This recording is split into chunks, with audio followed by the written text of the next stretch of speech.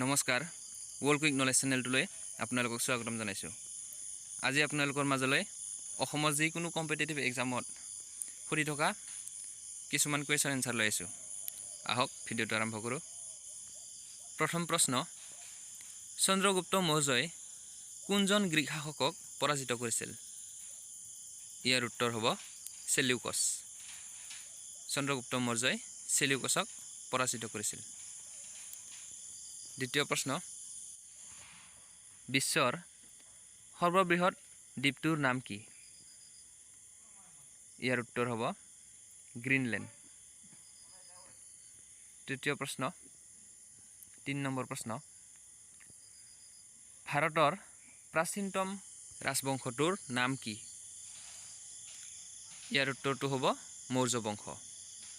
মৌৰ্য বংশ হৈছে ভাৰতৰ প্ৰাচীনতম ৰাজবংশ। ৪ নম্বৰ প্ৰশ্ন, গুপ্ত যুগত ভাৰতত কোন ধৰ্মই প্ৰভাৱ বিস্তাৰ কৰিছিল? ইয়াৰ উত্তৰটো হ'ব হিন্দু ধৰ্মই। গুপ্ত যুগৰ ভাৰতত হিন্দু ধৰ্মই প্ৰভাৱ বিস্তাৰ কৰিছিল। ৫ নম্বৰ প্ৰশ্ন, অৰ্জুন বঁটা কি?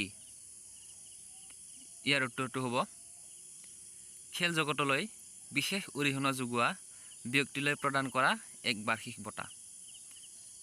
এই অৰ্জুন বঁটা প্ৰদান কৰা হয় সেই বিশেষ ব্যক্তিজনক, যিজন ব্যক্তিয়ে খেলখনত বিশেষ ভূমিকা গ্ৰহণ কৰে, তেওঁকেই অৰ্জুন বঁটা প্ৰদান কৰা হয়। ৬ নম্বৰ প্ৰশ্ন,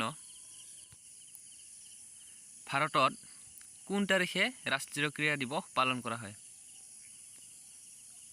ইয়াৰ উত্তৰ হ'ব ২৯ আগষ্ট। ২৯ আগষ্টত ৰাষ্ট্ৰীয় ক্ৰীড়া দিৱস পালন কৰা হয় ভাৰতত।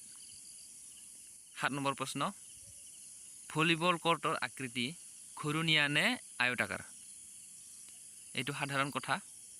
ইয়াৰ উত্তৰ আয়তাকাৰ। ৮ নম্বৰ প্ৰশ্ন, মহেঞ্জোদাৰো ক'ত অৱস্থিত? মহেঞ্জোদাৰো অৱস্থিত পাকিস্তানৰ হিন্দু প্ৰদেশত। মানে বৰ্তমান মহেঞ্জোদাৰো পাকিস্তানত অৱস্থিত। ৯ নম্বৰ প্ৰশ্ন, চাণক্যই ৰচনা কৰা বিখ্যাত গ্ৰন্থখনৰ নাম কি? ইয়াৰ উত্তৰ অৰ্থশাস্ত্ৰ।